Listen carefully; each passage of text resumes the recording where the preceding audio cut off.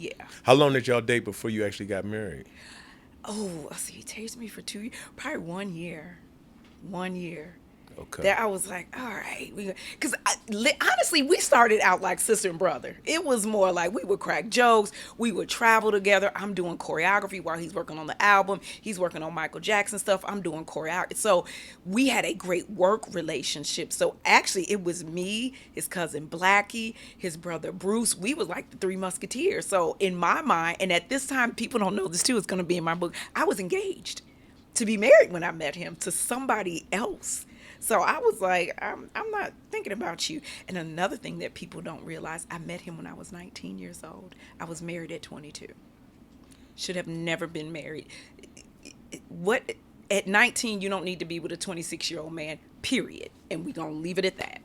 So that being said, and understanding he was in pursuit of you, what was your former fiance? What was he like? Was he just like, Complete I opposite. knew this, I knew this guy was gonna get, I knew this was gonna happen. Well, eventually, yeah, we had that conversation because he's like, you with him all the time, you travel all the time, you ain't never here. Yeah. He call you all times of the morning. But in Oh my mind, wow. because I'm like, we're preparing for tour, because people don't know also, I'm into fashion design, so I was doing our wardrobe and doing choreography, doing his wardrobe and choreography. So you're working with the sound man, working with the lighting man, working with the band. It is a long process before you get to tour. So I feel like he also, that was his end. Like And he I'm knew gonna it. play the big brother role and kind of lead you through this business Hold on, big brother, you and calling too protect you. early Too early, or too too late, late? on time. It was a lot. It was a lot. Wow. Yeah, yeah. Wow. So, I mean, Drea, and I appreciate you just being just, open, right? Do you think that, did you know at a point that, yeah, this is shifting, even with your fiance? Did you realize it was definitely going in a different direction? Yeah. And he knew at the same time, your fiance, he felt it too.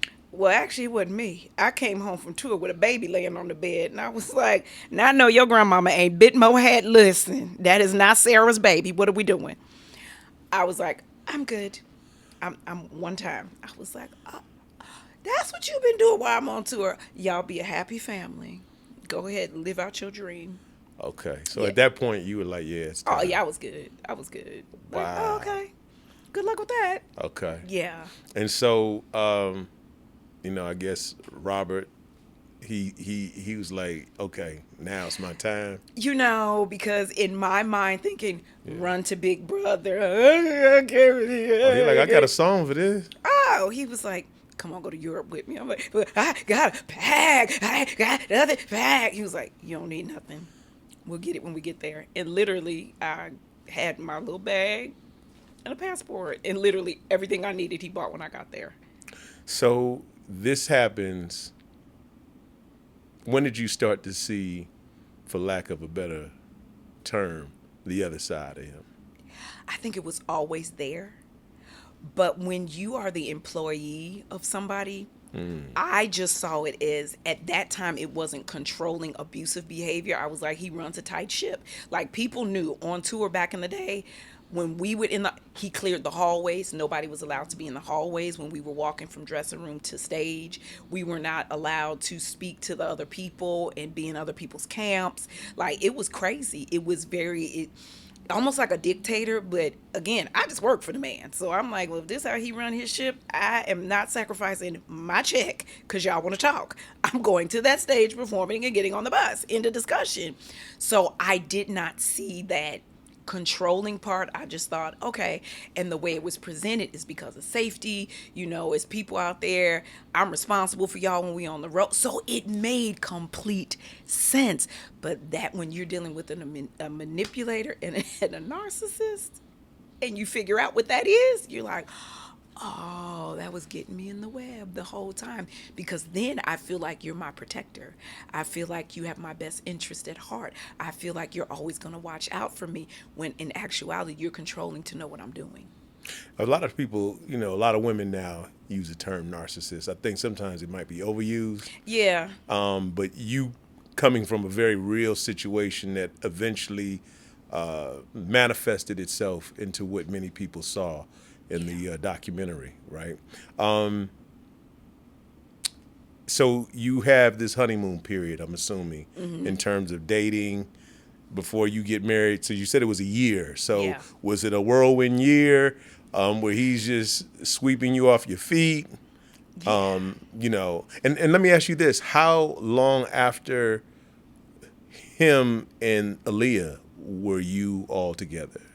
Yeah, okay, so here's the thing that people don't understand too, and I'm not gonna give too much because it's in my book. You have to understand, I was dancing for him in a world where there was no social media.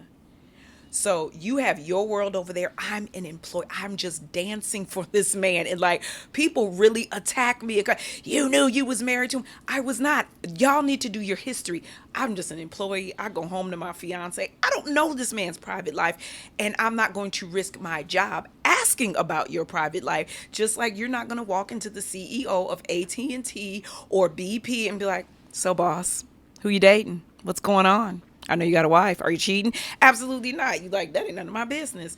Move on. So a lot of stuff when it came to surface, again, years later, that was stuff that I'm learning as the world is learning and everybody looking around like, wait, where was I? What was going on? But I'm okay with it. It took me a long time to just accept that people speak ignorantly without doing their research, without going back looking at dates and going, well, if you do look at 1995, 1996, there wasn't social media. That was a time where you had teams and lawyers and PR, and that was their job to suppress, cover, make sure it doesn't get out. And again, not to throw anybody under the bus, when friends and family of the opposite side are still around, there's nothing to be curious or raise an eyebrow because you're like, well, they cool. Barry's okay. I was Meaning on about my Aaliyah's business. family. Yeah, They were it's like still. so. But again, people, I don't think that they even care to think and dig deep enough to go, that makes complete sense. They want to point the finger at somebody because they feel like at the end of the day, I took down one of their icons. Oh, yes. Fans, you saying. Fan. Oh, he has super fans. Like super fans. I have been threatened. Like I have screenshots that I've sent to my attorney. Somebody claiming to be his sister was like, if he go to jail, I'm gonna put a bullet in your head myself. Like the stuff that people send me and threaten me with, I'm like, Do you, yo, even to this day? oh, to this day. To this day.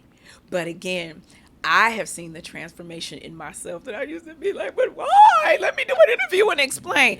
Now, are we allowed to cuss? Because I'm sure finna let y'all. Fuck y'all. That is honestly how I feel. I really do feel that way. I'm like, Kanye hit it on the head. I'm for who I'm for. I don't have time to be wasting on y'all knuckleheads. It's women out here who are voiceless. I need to be their voice. I need to use my platform to bring awareness to what's really happening. I don't have time to be worried about Shantae Lakeisha _23 with that horrible lace front talking about what she don't know.